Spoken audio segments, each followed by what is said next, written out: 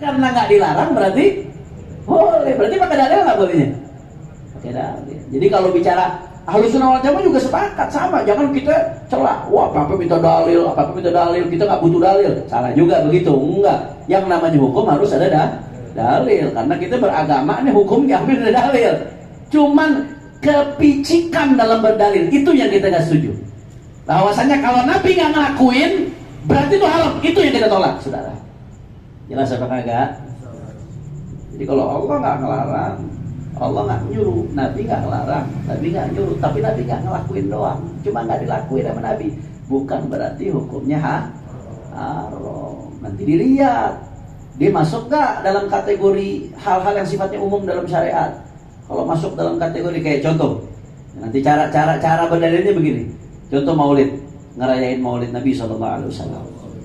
Anggap Nabi nggak ngelakuin, anggap. Kita bilang Nabi nggak ngelakuin, pun pada puasa. Anggap Nabi nggak ngelakuin, anggap.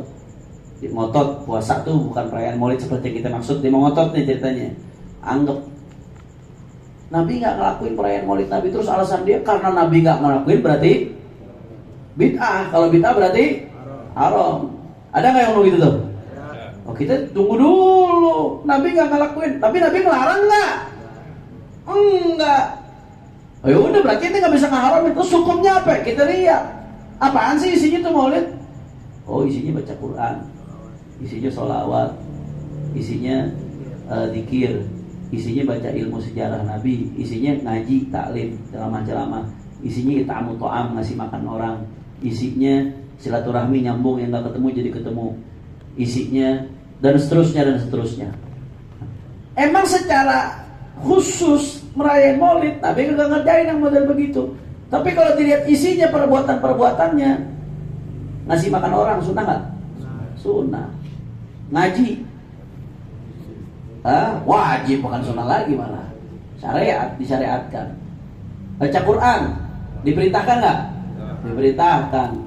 Kita ngegali sejarah Nabi diperintahkan nggak? Diperintahkan. Sholawat diperintahkan nggak? Diperintahkan. Nah, biar kata di perbuatan nggak dikerjain sama Nabi, tapi isinya, substansinya masuk ke dalil-dalil lain yang secara global itu diperintahkan, bagus. Berarti ketika Nabi nggak kerjain berarti hukumnya boleh. Di situ nggak ada larangan. Tapi begitu kita cek lagi ternyata malah ini berkaitan dengan hal-hal lain yang sifatnya ibadah, maka dia jadi ibadah. Jelas apa kagak? Paham? Ini yang kita bicara, saudara. Jadi jangan mentang-mentang Nabi nggak ngerjain langsung dibilang haram. Nggak langsung dibilang haram. Kalau bid'ah, iya bid'ah. Cuma kan nanti kita bagi lagi, ada bid'ah hasanah, ada bid'ah. Kalau bid'ah ya yang Nabi nggak ngerjain bid'ah. Belum ada contohnya dari Nabi. Tapi nanti kan ada hasanah, ada saya. Dalilnya panjang lagi itu. Butuh satu pertemuan kalau kita membahas itu. Insya Allah kabar-kabar. Sampai sini jelas apa kagak? Nah, cuman ini bagaimana, Beb? Kok selama nggak ada apa namanya, mereka nggak mau ngerjain? Ini kehati-hatiannya ulama salaf. Dia nggak bilang haram. Syekh Abdul Wahab Syarani bilang haram nggak? Enggak tahu dalilnya itu berarti haram. Enggak, Nabi nggak kerjain berarti haram. Enggak, dia nggak mau ngerjain. Saking itibaknya sama Rasulullah SAW. Tapi dia nggak haramnya. Wa minal qaumi ta'ifatun. Nah, ini Syekh Abdul Wahab Syarani mengatakannya. Ini agak berat sedikit tuh bahasan ini. Karena udah merembet ke usul fikih yang tadi kita bahas. Wa minal qaumi ta'ifatun, kata Syekh Abdul Wahab Syarani, di antara ulama salaf dulu ada sekelompok orang. Kan udah hati-hati banget tuh, kalau belum tahu dalilnya nggak mau dikerjain.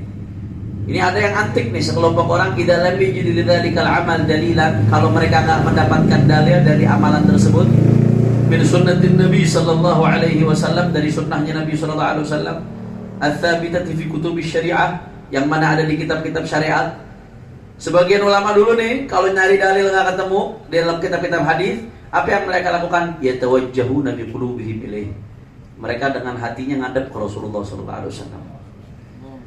Fa idza hadaru baina yaday, kalau udah mereka ada di hadapan Rasulullah SAW, sa'aluhu dzalik. Mereka langsung nanya ke Rasulullah SAW. Kalau dapat jawaban, wa amilu bima qala lahum. Kalau mereka langsung mengamalkan, wa amilu, mereka langsung amalkan bima qala lahum, dengan apa yang disampaikan oleh Rasulullah kepada mereka. Illa anna mithla dzalika, hanya saja yang model begini khasun bi akabirir rijal, khusus untuk ulama-ulama besar, wali-wali besar yang modelnya begini. Nah, sholat subuh kesiangan aku ketemu Nabi yang kedotan. Jangan ngimpi yang model begitu. Khusus wali-wali besar. Ada yang begini ada. Gak usah jauh-jauh di zaman Syekh Abdul Wahab Sya'rani. Baru nih saya dapat dengar cerita tuh dari Profesor Dr. Said Aqil Munawwar. Profesor Said Munawwar pernah cerita. Beliau bilang ada yang pernah nanya sama beliau. Saya dengar dari Habib Muhammad bin Hussein Al-Attas, Ketua Umum FPI, kan muridnya Said Aqil Munawwar di S2 di UIN. Soan bareng-bareng ke rumahnya Said Aqil, ada yang nanya, "Ya Habib, antum kok bisa alim begini, Allama?" Beliau dalam ilmu Qur'annya allama, ilmu qiraatnya allama, ilmu fikih, usul fikihnya allama, luar biasa alim betul. Dahsyat itu Profesor Said Aqil Munawwar. Alim, betul-betul alim. Antum kok bisa begini, kefanin, alim. Dipikir jawabannya bakal, wah, ana baca kitab sehari sekian jam, ana ngapalin sekian. Nah, jawabannya nggak gitu. Iya, ana bisa begini barokah khidmahnya ana di rumah Syekh Yasin Fadani. Syekh Aqil Munawwar, barokah khidmahnya di rumah Syekh Yasin Fadani. Syekh Yasin Padang yang di Mekah, musnidud dunia, yang pemegang sanad hadis. Ulama-ulama dunia ngambil sanad hadis dari beliau, luar biasa. Gurunya Abu Yazid Muhammad bin Ali al-Maliki, gurunya Syekh Ali Jum'ah, gurunya banyak ulama-ulama Nusantara. Kiai Betawi juga banyak yang masih hidup sekarang, murid Syekh Yasin. Kiai apa? Ya Allah, yang sering di Tebet. Kiai Allahumma shalli ala Muhammad yang ngambil jasa. Kiai Marwazi, Allah yatawil umru fi afiyah. Itu murid langsungnya Syekh Yasin Fadani itu. Selain Said Aqil Munawwar, Kiai Haji Marwazi, ana pernah dapat ijazah dari beliau, ijazah sanad.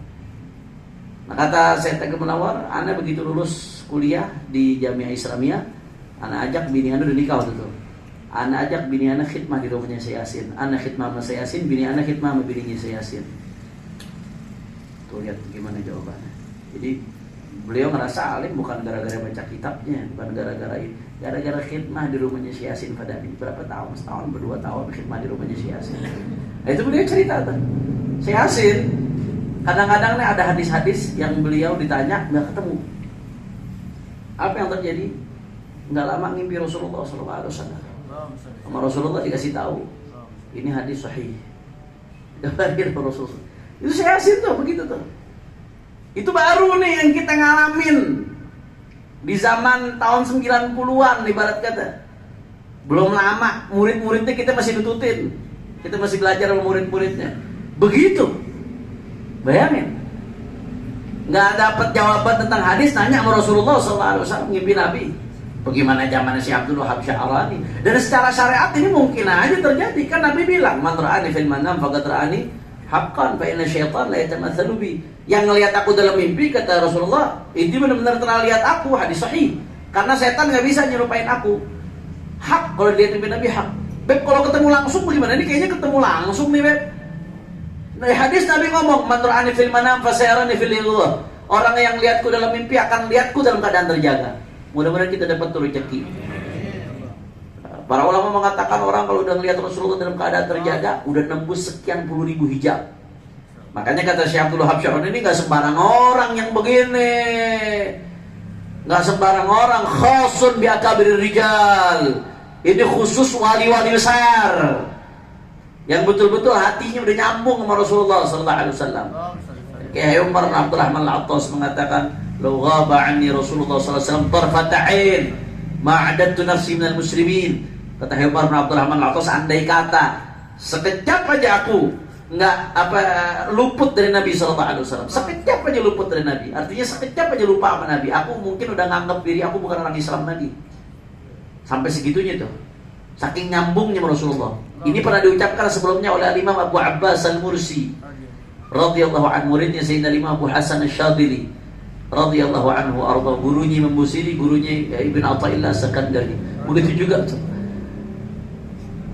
Tak heran kalau apa bisa ketemu Nabi SAW. Kata Sidi Syekh Abdul Wahab Sya'rani, ya radhiyallahu anhu arda, yang model begitu khusus wali-wali besar. Ketika mereka mentok nih hadir dalilnya, apakah ketemu mentok?